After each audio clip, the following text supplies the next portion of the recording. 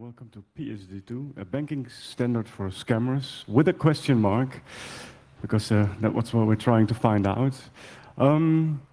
I won't be giving a presentation today, because that's usually not what I do, but I will tell you a story.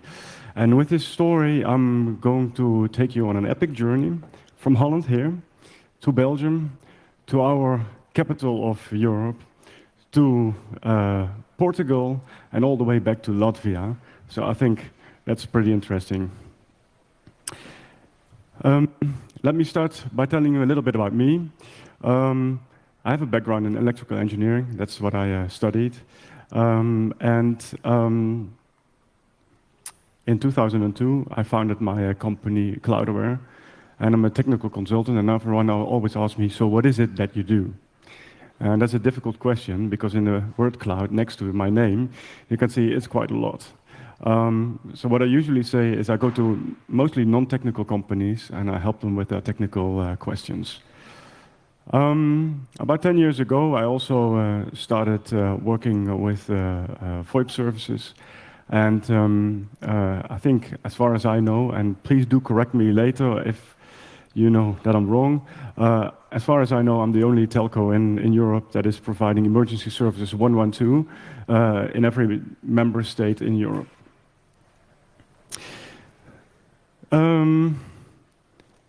If you want to talk to me later, after the talk, you can find me in the Swiss village here at Meekonteneggers. All right, so a while ago I was working for a customer, and the customer wanted the PSD2 product. So I started working on that, and while I was working for that, I thought, okay, what is it exactly now? Well, PSD2 is a Payment Service Directive. It's active since 2019. And for those who are familiar or outside of the EU, a directive is a document that is crafted in Brussels by the European Commission. And that document has to be implemented in law in every different member state in Europe. That is very important. It is implemented in every member state in Europe. I'll get to that later. It is mainly used. It's meant to drive innovation, because in the old days you needed to be a bank in order to provide financial services, now you can also register yourself as a payment institution. And a payment institution is not someone who is a bank or a credit card company, but it still has very strict capital and risk management requirements. And I'll definitely get back to that later, because that's very important in this talk. So let me focus a little bit on how Holland does this, because that's where I'm from and I know the most of it. In Holland, the body that regulates this is called the Nederlandse Bank, the Dutch National Bank. I'll just call it for now DNB, because that's less Dutch and more international. The DNB says, okay, so first you have to draft all these documents, proof stuff, and provide information to us, and then we're going to make a decision about it. And the decision is going to take minimum 3 months. So okay, that's quite some time, but okay, it's still doable. The price, they didn't want to be too specific about it. But I do understand from people in the industry that it is, you can buy a really nice car from it, and a really nice car. So yeah, it's not cheap to get a PSD2 license in Holland. And then there's a document, and the document says which requirements do you have if you want to have a PSD2 license in Holland. And the document is 8 pages long, and it is basically just refers to law. So it is very, very extensive. And I just picked 4 out of them, because otherwise we wouldn't have enough in 30 minutes here. Let me have a look at the first one. It's Article 3.9 from the Wet op Financieel Toezicht, so the law that governs financial institutions. And it says you need to have a reliable decision maker. In other words, if you have a criminal record or something like that, you cannot be a board member of the company that wants a PSD2 license. Okay, that makes sense. You know, you don't want, for example, scammers to have a banking license. You have to register everything in procedures. Well, everyone who has a ISO certification knows how difficult that can be. So the 3 months is definitely a minimum. It probably takes a lot longer to get one of these licenses in Holland. And there was one very interesting one. All your employees have to take an oath. And yeah, I was a bit interested in that, so I'm not sure what the oath says, but it specifically said that all your employees have to take an oath if you want to have this license. Never seen that before. The article 1117 was also interesting. That basically says that you have reasonable wages. And it doesn't state that, but I'm guessing it's not at the low end of the wages, but it's probably board members who cannot make 3 or 4 times more than the whole revenue of a year for this company. Which also makes sense, because you don't want specific people to withdraw all the money from that company and then go bankrupt or something like that. Creates huge problems. You want to have trust in financial institutions. So actually, this is a very good idea. This is how you would want to do it.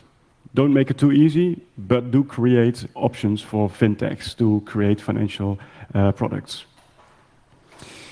So then I thought, yeah, that's a lot of work. Can it be done easier? And then I thought of a different law. And I thought of Lisbon. And Lisbon is it's a nice city, you know, nice people, good food, good wine, and better weather than Holland. But Lisbon has something else. It has the Lisbon Treaty, and specifically Article 56 of the Lisbon Treaty.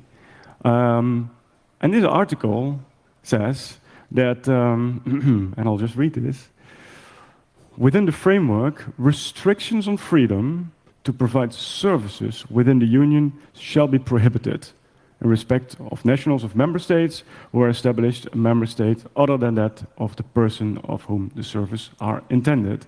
In other words, I can buy this service anywhere in the European Union, and maybe there's a different member state where these PSD2 rules are less strict. That would be nice. So I started looking, and I promise you, we're going on a journey today. So let's go to Latvia. And Latvia is a member of the European Union, and therefore they provide PSD2 services. And I found a reseller of PSD2 services. So I went to this reseller and I said, this sounds interesting. This is exactly what I want. So how can I, become a customer of yours? And I said, oh, just go online and, fill out your email address, choose a password, and you're good to go. I said, oh, that sounds fantastic. I said, so how much does it cost? And I was thinking about this nice car, right? And they were like, let's see, do you need more data with that? So do you want to know for specific data if it was a transaction for a supermarket or something like that? And I was like, no. I said, I just want the raw data itself. And I said, oh, that's fine, then it's free. I was like, oh, interesting. So, so basically I went from, big 6 figures plus a lot of work to 5 minutes of work and €0. I thought, okay, fantastic. So then I thought, so I have this capability now, and I should test it. And so I called up my friend, Bob, there you go. And I said, Bob, can I try to hack your bank account? And well, Bob is a nice guy, he's smart, and this is the person who would never click on a scamming or phishing link. So, so I thought it will be difficult, but everyone has everything online. So I checked out his LinkedIn, I checked out his social media, and I have a lot of information about him. I know his address, I know his date of birth, full name, where he works, everything. So I was like, interesting. So let's create an email where I say, don't fill out any information, because that's what scammers do. Don't do that.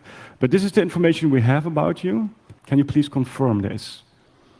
And I thought it's a long shot, you know. He will never do this. And it was a few weeks after I talked to him, so he was probably already forgot it. So I thought, he will never click on it. And yeah, I was wrong. You don't have to read this, but this is the raw data that I got from his bank account. I literally got all his bank accounts, all his, how much money was in the bank accounts, and literally every transaction of the past year of his bank account. And I'll go over a few of them, because, well, it's difficult to see, but you'll probably have to check it out later on the streams, the stored streams online. But there are some interesting information in there. For example, I know that he's going to Albert Heijn every day between 7 and 8.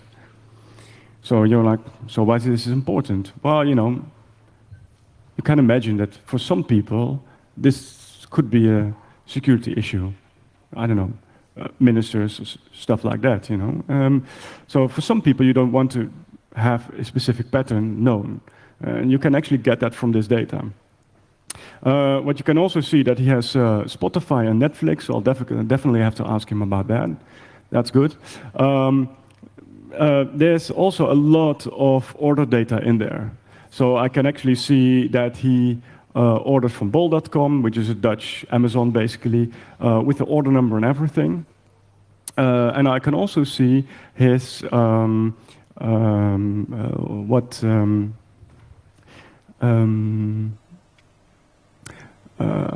yeah, I can also actually see his address, because he paid for his water bill, and the water bill actually was transferred, the amount of money, with the complete address and everything in it. So I know how much water he uses and where he lives and everything. I already knew that, of course, because, you know, I'm Jeroen and I know him, but, you know, scammers could definitely use this sort of information. This is such an amazing source of data.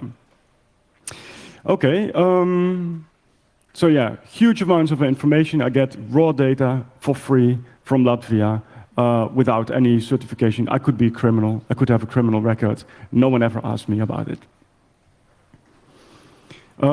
Yeah, so how difficult is it to do this? Well, I already told you, in Latvia you can get a reseller for PSD2 for nothing within 5 minutes. And then I use some amazing tools, curl basically. So I just use the REST API of that reseller. Then I converted it to CSV for viewing it in Calc. And that's basically it. But I mean, it's this easy. You could do it in any way. You could push it into a Python object or whatever, and do it really automatically. So I was thinking, is this actually used? And then I started thinking about PayPal. Because if you go to PayPal, they say you can link your bank account, right? And in the old days, they transfer two amounts of money to you, like 1 cent and 5 cents.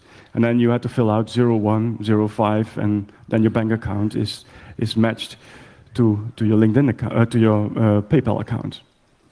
Not anymore. So what they now say is link your bank account. You say, choose your bank, and in Holland it looks like this. I just choose my bank, and then it says this. And now it becomes really interesting, because this text actually says, this is an actual screenshot from PayPal, and it says, log in to use your bank account instantly. This will allow us to confirm your bank account details and view balances and transactions in your bank account anytime it's necessary over the next 90 days. We will save and use this data exclusively for fraud prevention and risk management, and to make sure there's enough funds for your PayPal payments. By continuing, you agree to the above permissions. And I was like, aha, I know for sure this is that PSD2. So yeah, this is actually used, and there's very little scope. I sort of trust PayPal. They're not scammers or anything like that, but it's a lot of data that you're transferring to PayPal. And the real question is, do you want this, or do you still want to, pay 1 and 2 cents and then just, link your bank account that way? I think the latter, obviously. So let me see.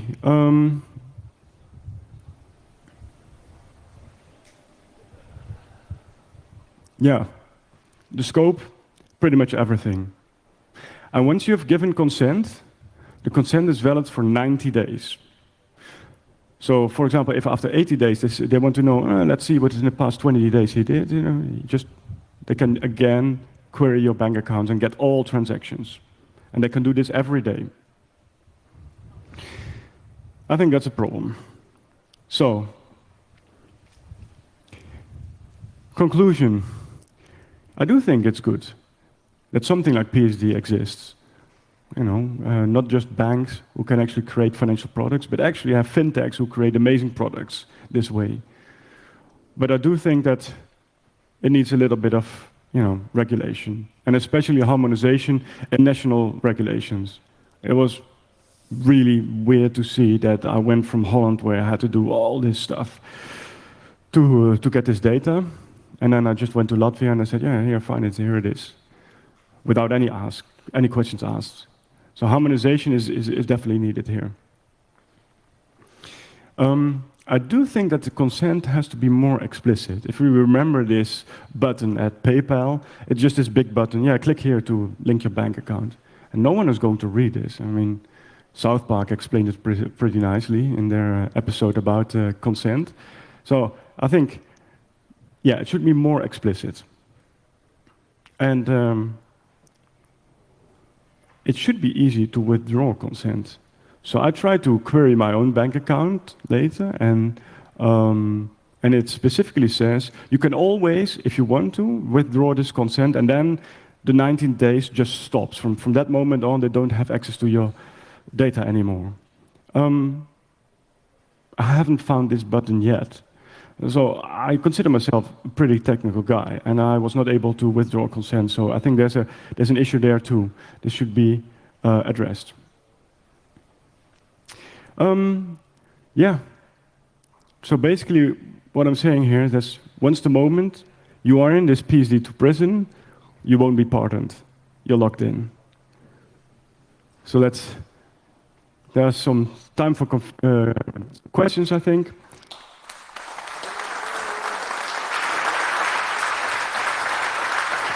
So, thanks a lot. And we do have time for questions, so if you have any questions, please line up at the microphones in the middle of the room.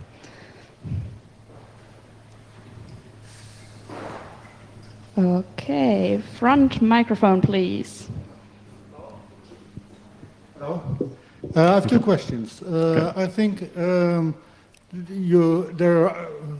could be rather simple solutions to the problem you state.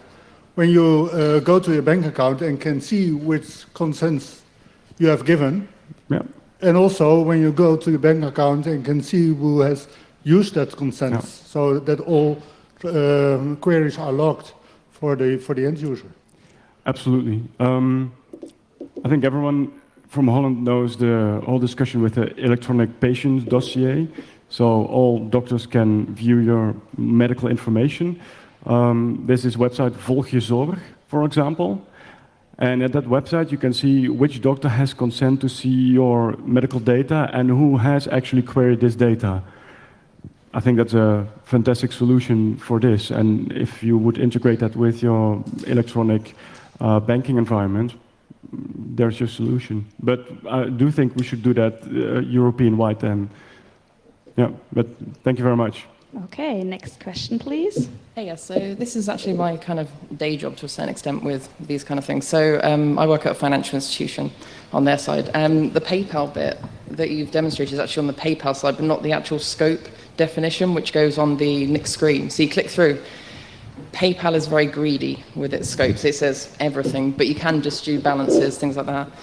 The thing is, a lot of the banks are integrating it in very different ways. And as you say, on some banks, there is no way to withdraw consent or to stop things after that, which is a big problem. But there are other kind of systems out there that, for example, open banking in the UK, where they are very prescriptive, because it seems a lot of things in your talk are resellers not doing their proper due diligence on things, and where the PSD2 regulations are quite clear as to who can have access and the level of compliancy and risk training you have to actually get access to it.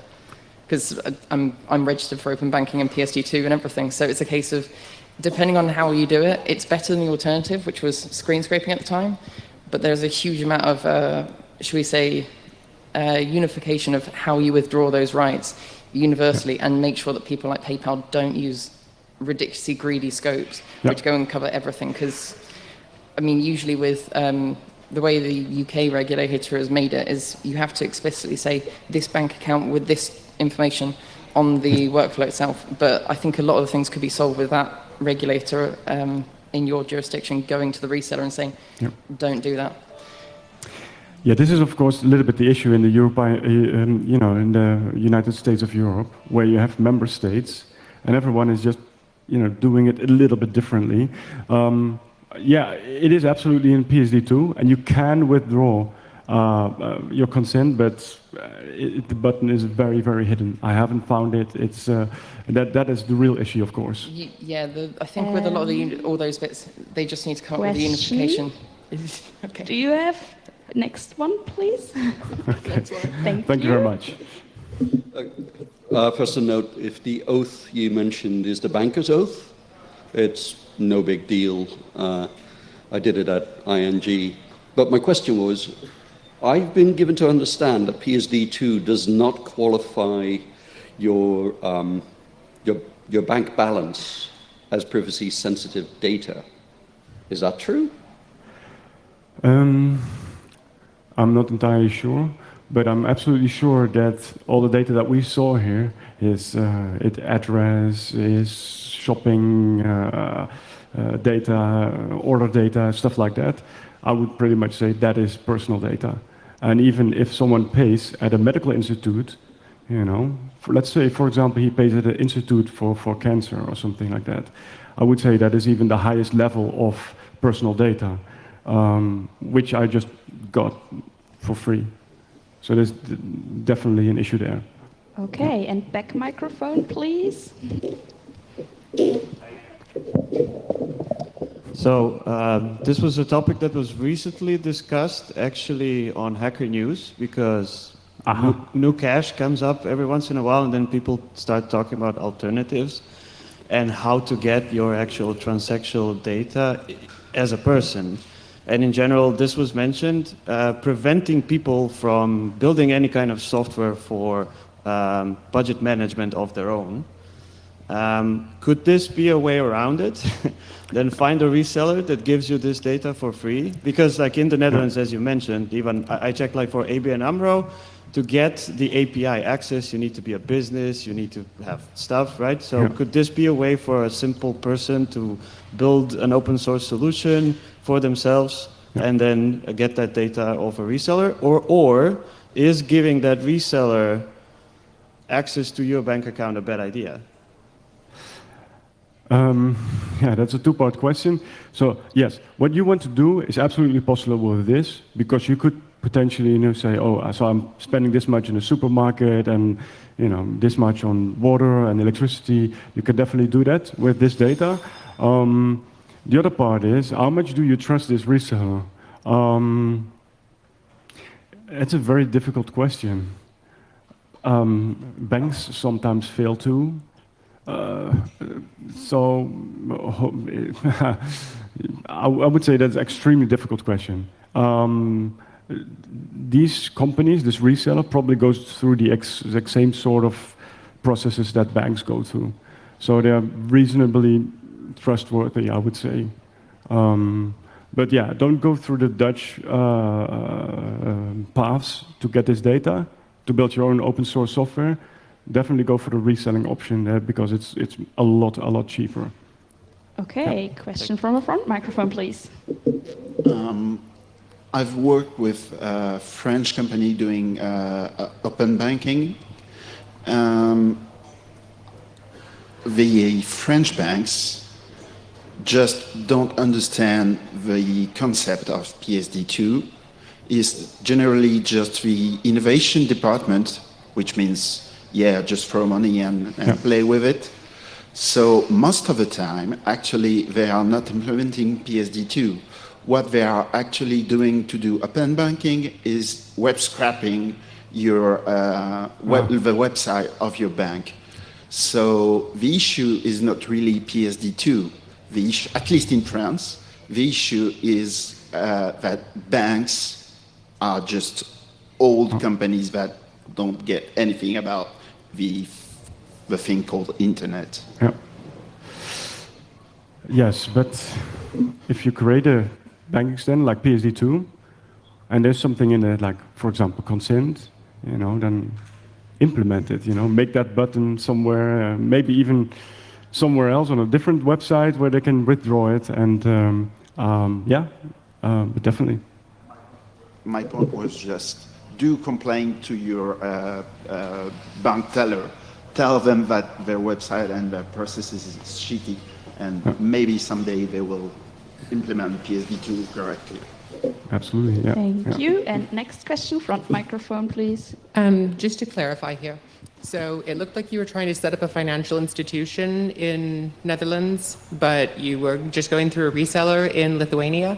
Are there similar resellers in Netherlands, or did you try to set up an actual financial institution in or Latvia? My bad.